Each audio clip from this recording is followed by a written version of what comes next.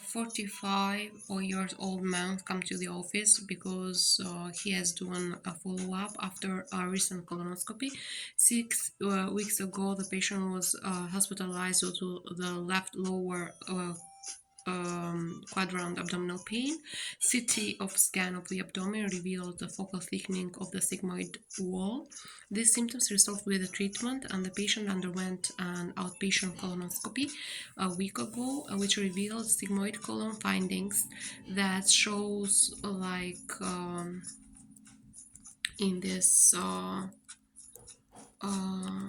in the modality of diverticular disease, which is the appropriate recommendation for this patient is to increase dietary fiber intake.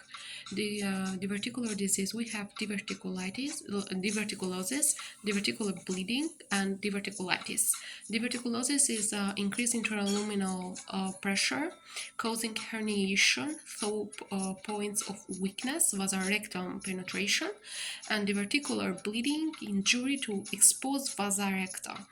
And diverticulitis is trapped foot particles and increased intraluminal pressure causing microperforation.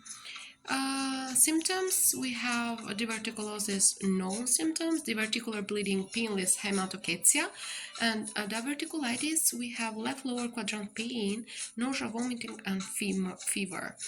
The risk factors are the diet high in red meat and fat and low in fiber, and obesity, physical inactivity, and smoking. So diverticular are like outpoaching colonic wall that form at points of weakness. Most are in the sigmoid colon. Diverticulosis is a common finding of an endoscopy that increases with age.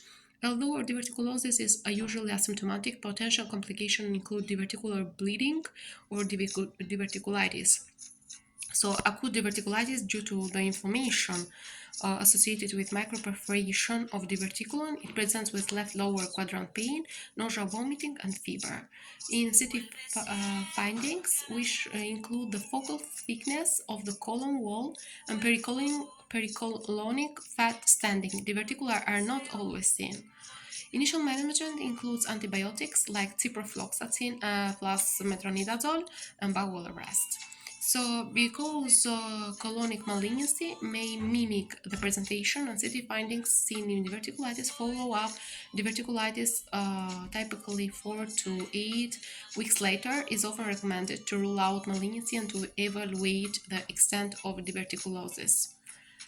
Diverticular disease are associated with chronic constipation, and the diet in high fruit and vegetables is to prevent the complication of diverticulosis by softening the stool and preventing the constipation.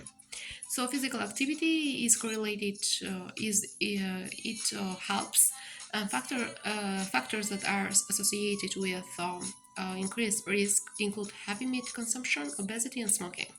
That's it.